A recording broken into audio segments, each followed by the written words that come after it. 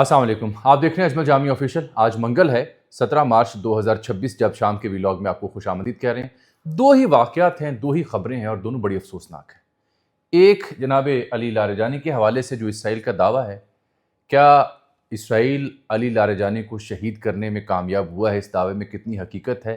Iran में कुछ अहम हलकों से मेरी बात हुई, सहाफ़ी लोगों से, उन्होंने क्या तस्दीक की है या नहीं? इनसे मंसूब एक ट्वीट जारी किया गया इसराइली दावों के फ़ौरन बाद। उसमें क्या लिखा गया?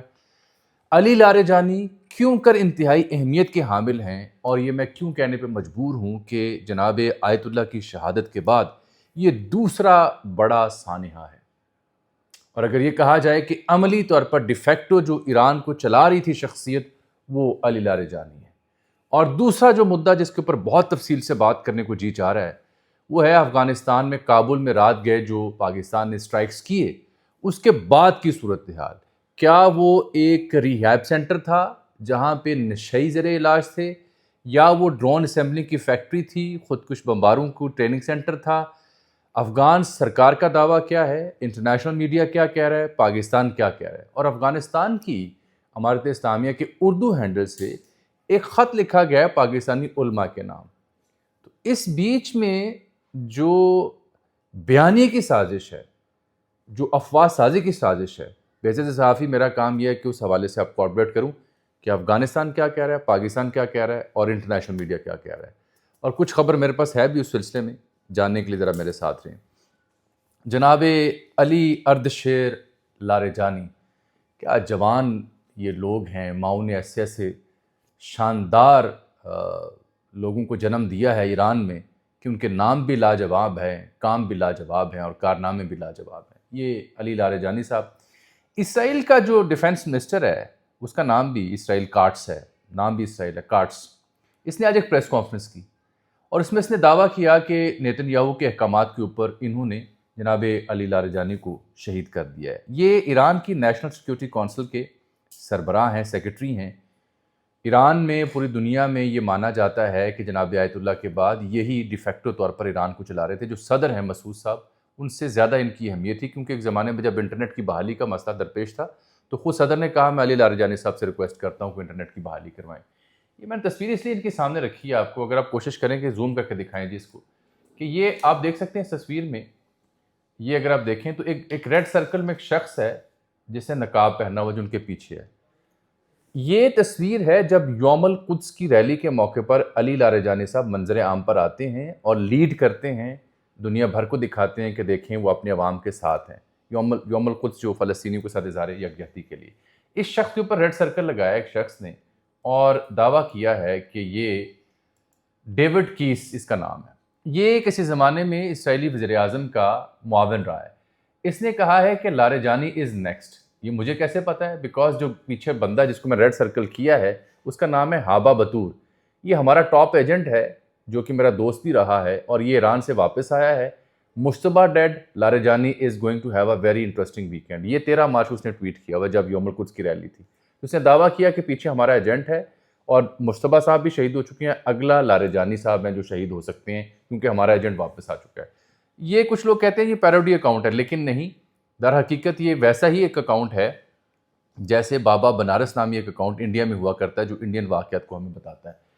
ये दोबारा दिखाएं ज़रा, मैं दिखाना चाह रहा हूँ कि फिर इसको इंटरनेशनली इसको ट्रीट कैसे किया।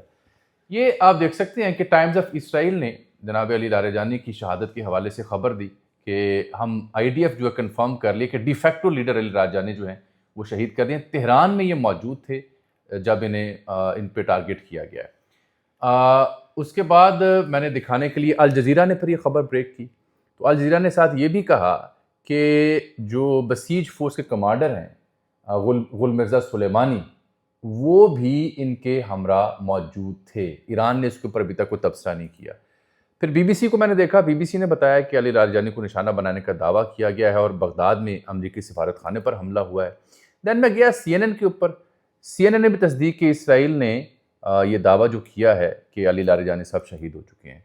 और फिर डेविड कीस की स्टेटमेंट्स तो आप पहले भी देख चुके हैं। तो ये मैंने इनको कंपाइल किया देखने के लिए कि होता क्या है। ये तस्वीर उन्होंने जारी की प्राइम मिनिस्टर ऑफ इसराइल के ऑफिशियल हैंडल से कि जब नेतन्याहू ऑर्डर कर रहा है elimination of senior Iranian regime officials. یہ جب سے اس کے خود لاپتہ ہونے، زخمی ہونے، 6 انگلیاں اور دیگر کارروائیاں سامنے آئی ہیں اے آئی کی، تو یہ آج پہلا موقع ہے کہ انہوں نے پرائم منسٹر آف اسرائیل کے ہینڈل سے یہ جاری کی، جہاں پہ وہ آئی ڈی ایف کو احکامات جاری کر رہا ہے ایلیمینیشن کے، کہ ختم کی جائے ایرانین قیادت. اس کا مطلب ہے کہ یہ پروجیکٹ ان کا تھا جس میں انہوں نے ان کو ٹارگٹ کیا. رائٹرز نے بھی اس خبر کی تصدیق کی. تسنیم نیوز ایجنسی کو میں نے دیکھا تو انہوں نے اس بارے میں کوئی تبصرہ نہیں کیا. البتہ جب یہ انہوں نے خبریں نشر کیں تو اس کے بعد سب سے اہم مدعا یہ ہوا کہ ان کے ہاتھوں سے لکھی ایک تحریر، علی لاریجانی صاحب کے ہاتھوں سے لکھی ایک تحریر، وہ منظر عام پر ہے. یہ وہ تحریر ہے، میں اسے زوم آؤٹ بھی کرتا ہوں. خوبصورت زبان فارسی، اس میں انہوں نے ایک ہینڈ ریٹن نوٹ ہے جو کہ ان کے ٹویٹر ہینڈل سے جاری ہوا. یہ جو نیوی والا سانحہ ہوا جو انڈیا گئی تھی ان کی شپ، اس میں جو جوان شہید ہوئے ان کے نام ان کا یہ نوٹ ہے. لیکن اب جب میں آپ سے مخاطب ہوں تو مجھے یہ بڑا افسوس سے کہنا پڑے گا کہ ایران میں موجود کچھ حلقے اس بات کی تصدیق کر رہے ہیں کہ جناب علی لاریجانی شہادت کے مرتبے پر فائز ہوئے. 1958 میں نجف میں پیدا ہوئے تھے، والدین ایرانی تھے اور ایران میں سیاسی طور پر بڑی طاقتور ان کی آواز تھی.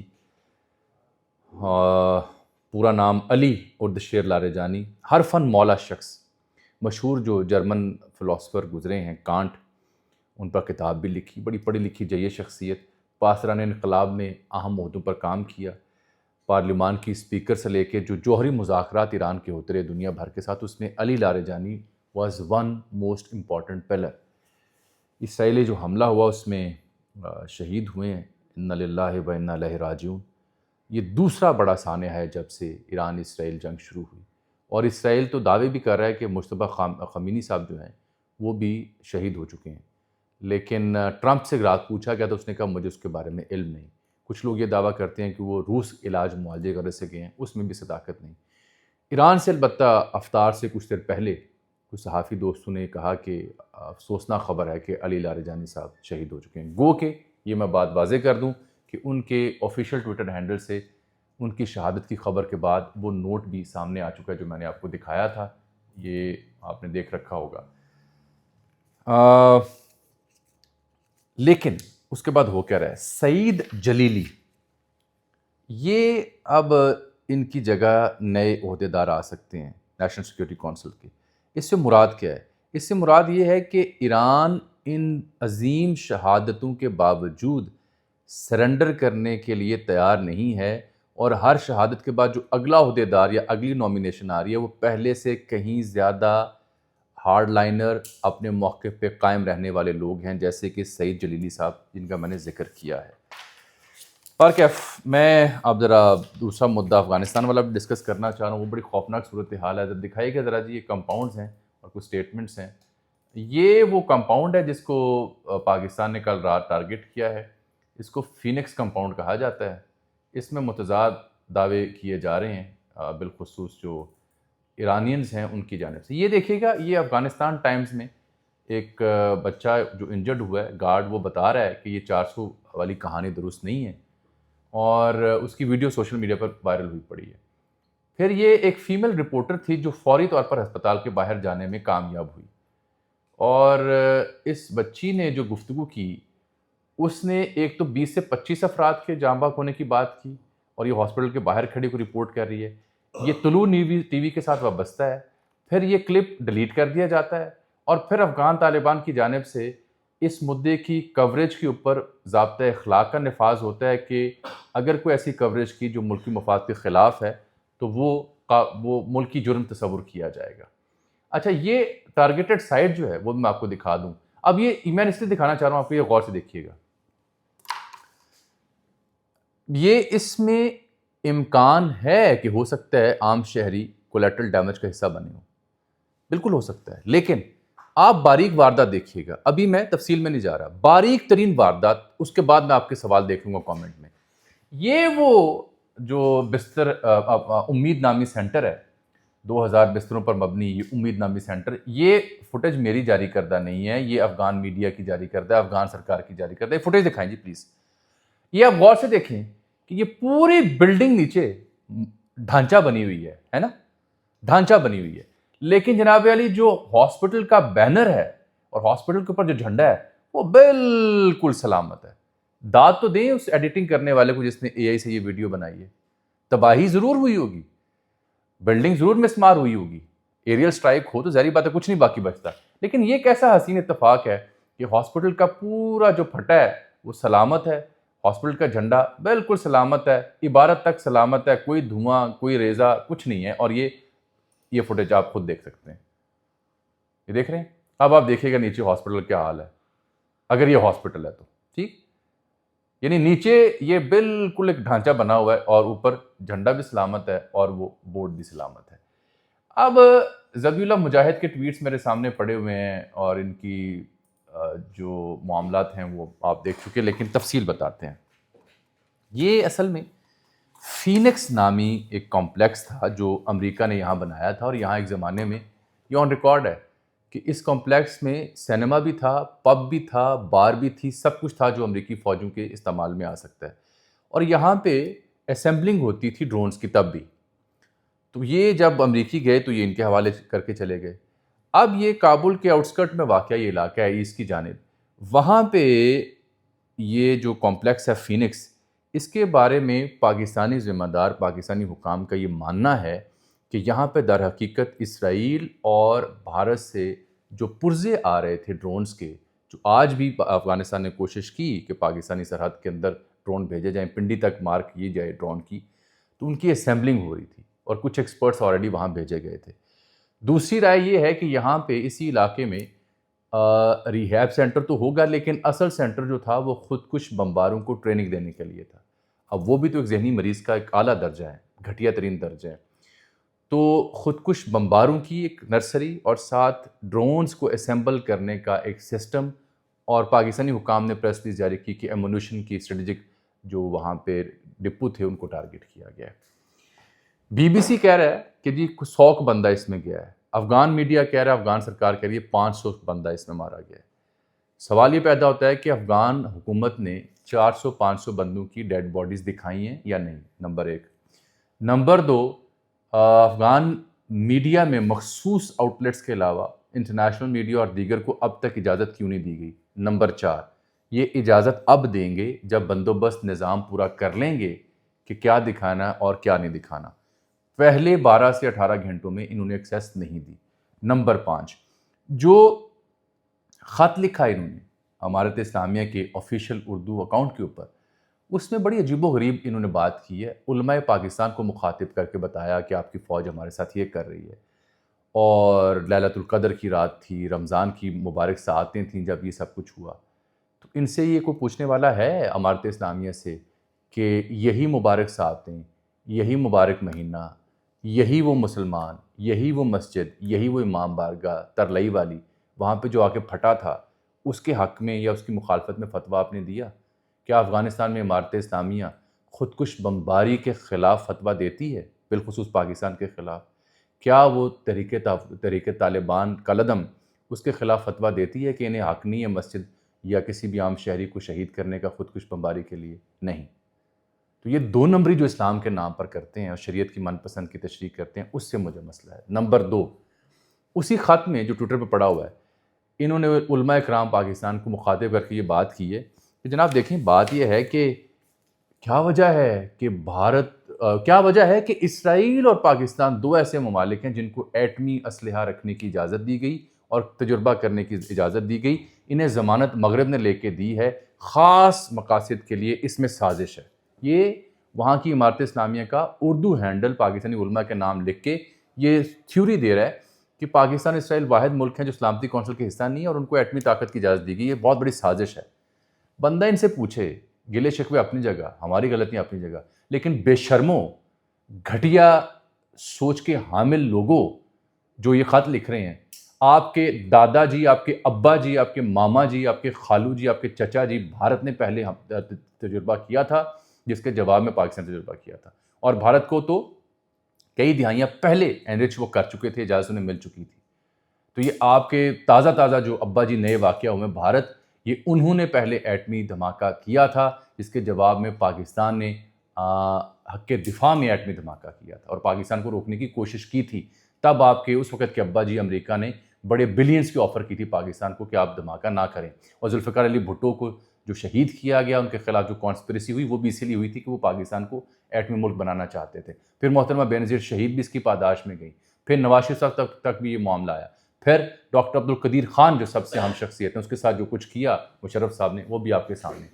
یہ ایٹمی معاملہ واحد معاملہ جس میں عمران خان کیا، مولانا فضل الرحمان کیا، نواز کیا، بے نظیر کیا، بھٹو کیا، سب ایک پیج پہ ہیں۔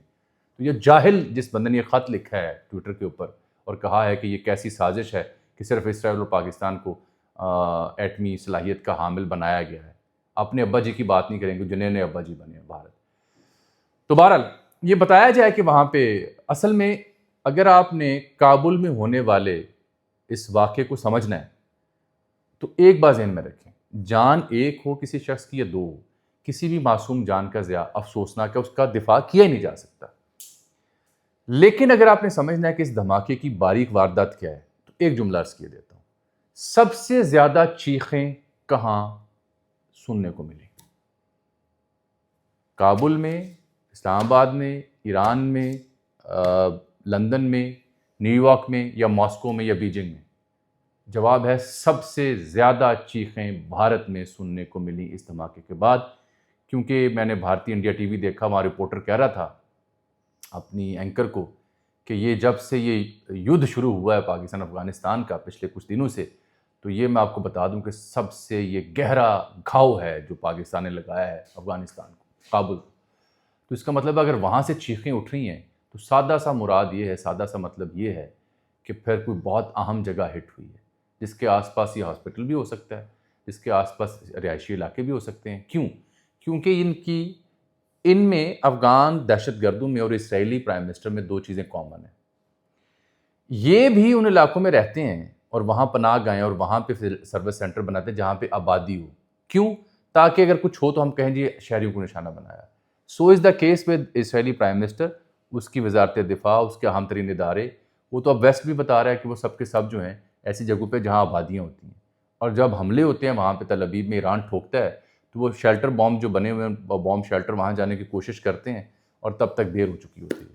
اور یہ نور ولی محسود سے لے کے ان کی ساری سرکار سے لے کے یہ سب یا غاروں میں یا پھر یہاں پہ عوام الناس کے بیچ آمنے سامنے آ کے تو نہ اپنے بندوں کے پتروں طرح بات کرنی ہے، نہ لڑنا ہے۔ کیا کرنا ہے؟ خود کچھ دھماکوں کی ترویج کرنی ہے، دہشت گردوں کو پالنا ہے اور بھارت کی آشرواد لینی ہے، اس کو نیاب باجی بنانا ہے۔ جہیز میں آپ کی اماں جی نے آپ کو لا کے دیے ہیں ڈرونز، ان کو اسمبل کرنا ہے اور فنڈنگ لینی ہے انڈیا سے اور اسرائیل سے، اور استعمال ہونا ہے مسلمانوں کے خلاف۔ ان دی نیم آف اسلام آپ نے اپنی شریعت کا نفاذ کرنا ہے۔ یہ ہے المیہ۔ ایک بات اور واضح کر دوں بار بار، مجھے پتہ ہے کچھ طالبان کے حامیوں نے نیچے جا کے کمنٹ کرنے ہیں، کسی بھی عام شہری، کسی بھی معصوم شہری کی جان کا ضیاع ہو مجھے دکھ ہے، میں اس کی مذمت کروں گا، مجھے افسوس ہوگا، لیکن یہ آپ کو بھی اتنا افسوس تب کیوں نہیں ہوتا جب ترلائی میں امام بارگاہ میں مساجد میں نمازی شہید ہوتے ہیں، اور یہ بدبخت خود کچھ فتوے جاری کیوں نہیں کرتے؟ یہ دو نمبری جو ہے نا یہ ختم کرنی پڑے گی۔ پارکیف اس میں عطا تارڑ، ذبیح اللہ مجاہد اور دیگر ایک دوسرے کو جواب دے رہے ہیں جو دیکھنے اور سننے سے تعلق ضرور رکھتے ہیں۔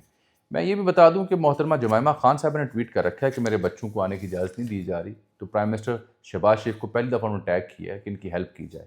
ان کے چند دنوں کا کام ہوتا ہے لیکن اس میں جان بوجھ کے تاخیر کی جا رہی ہے۔ اجازت دیجیے گا، اللہ حافظ۔